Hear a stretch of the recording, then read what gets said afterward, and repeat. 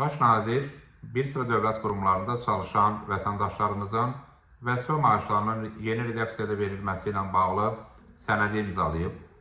Bu demək ki, Cənab Prezident tərəfindən imzalanmış sərəncama uyğun olaraq Nazirlər Kabineti də artıq həmin vətəndaşlarımızın vəzifə maaşlarının artırılaraq yeni məbləğdə, yəni yeni redaksiyada verilməsini təsdiq edib.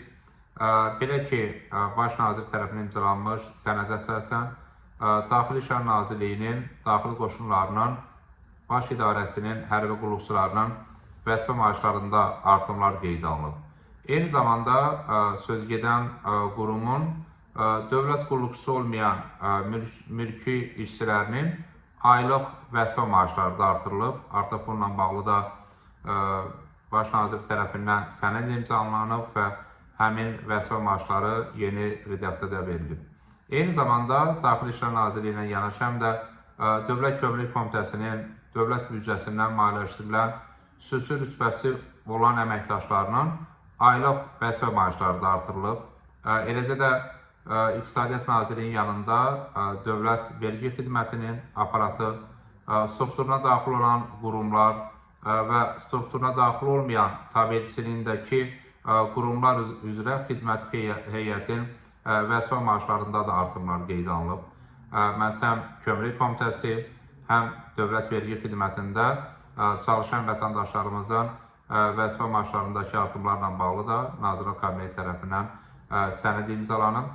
Qeyd etmək lazımdır ki, sözgedən sənəd Cənab Prezident tərəfindən imzalanmış sərəncama uyğun olaraq hazırlanıb və təsdiq olunub.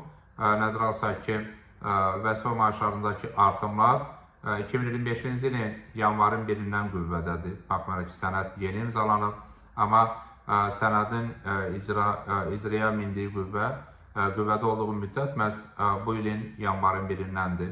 Praktik olaraq bu demək ki, Nazirlər Kabinetinin imzaladığı son sənədlərdən sonra qeyd etdiyimiz qurumlarda çalışan vətəndaşlarımızın vəzifə maaşlarında artımlar artıq reallaşıb. Onların vəzifə maaşları yeni redaksiyada verilib, yəni artırılmış redaksiyada təqdim olunub və həmin maaşlar da dövlət büdcəsi hesabına maliyyələşdirilir.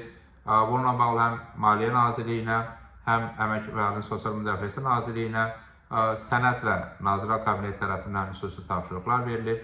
Bu demək ki, artıq yanvarın 1-dən etibarən artımlar hesablandığı üçün məhz həmin vətəndaşlarımızın vəzifə maaşlarındakı artımlar 2025-ci ilin ilk ayından etibarən hesablanır və 2025-ci ilin ilk ayından etibarən həmin vətəndaşlarımıza artırılmış məbləğdə vəzifə maaşlarının ödənilməsi həyata keçiriləcəkdir.